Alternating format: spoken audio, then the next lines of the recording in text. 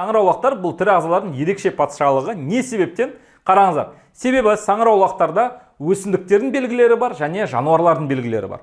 ОБТ-да жыл сайын кездеседі көп жауапты сұрақтарда саңырауқұлақтардың жануарлардың белгілері дейді. Варианттар, осы варианттарды таңдайсыздар. Қазір толығырақ түсіндіріп өтем. Немесе саңырауқұлақтардағы өсімдіктердің белгілері дейді. Осыларды таңдайсыздар. Қараңыздар. Саңырауқұлақтағы өсімдіктің белгілері осы бір-бірлеп өтетін боламыз. Бірінші, жасушасы қатты жасуша қабырғасымен жабылған.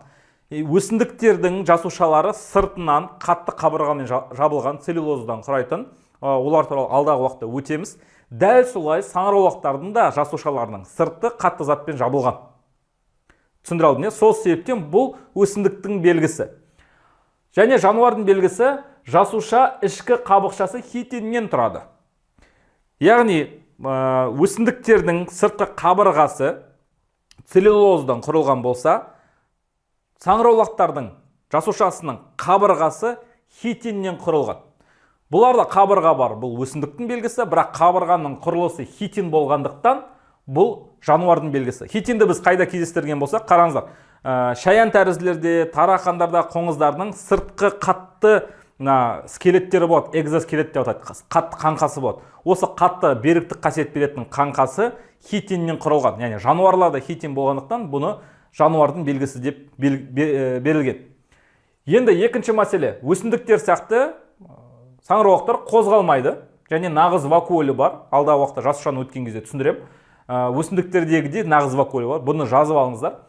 Ал жануарға ұқсайтын белгісі қоректі қор заты гликоген деп аталады. Мысалы, жануарларда, біздерде, адамдарда қоректі қорды біз гликоген ретінде сақтаймыз.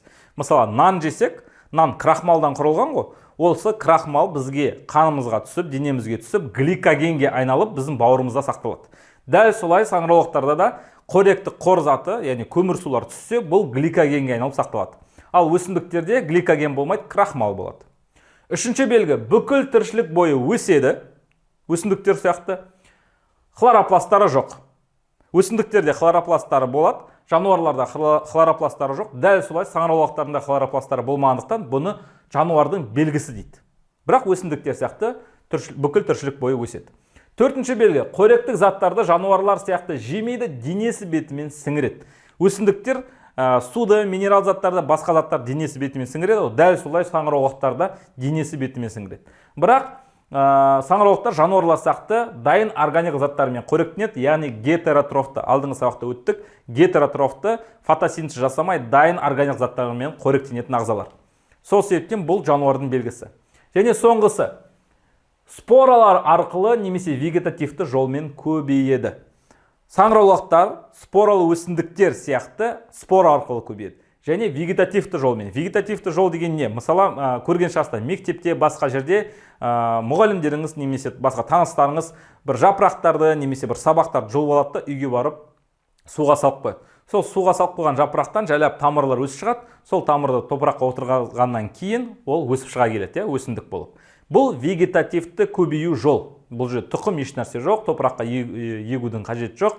Бір өсімдіктің бір бөлігін жұлып алып қана өсіре беруге болады. Дәл солай саңырауқұлақтарды да вегетативті жолмен өсіруге болады. Және бесінші, қараңыздар. Жануарлардың белгісі саңырауқұлақтардың лизосомалары асқорыту вакуолі бар. Яғни жасушаның ішінде лизосома деген органелла болады. Бұл адамдарда және тек қана жануарларда кездеседі. Жасушаға қажет емес заттарды немесе денеге керек емес заттарды жасушаның ішінде жоқ қылып жібереді. Өсімдіктердің жасушасында лизосома болмайды. Сол себептен жануарларда ғана кездесетіндіктен және саңырауқұлақтарда ғана бар. Бұл жануардың белгісі деп лизосомаларды белгілейді. Лизосома басқаша атауы асқорыту вакуоль. Жасушаның асқорыту вакуолі. Жасушаның асқазаны басқаша айтқанда.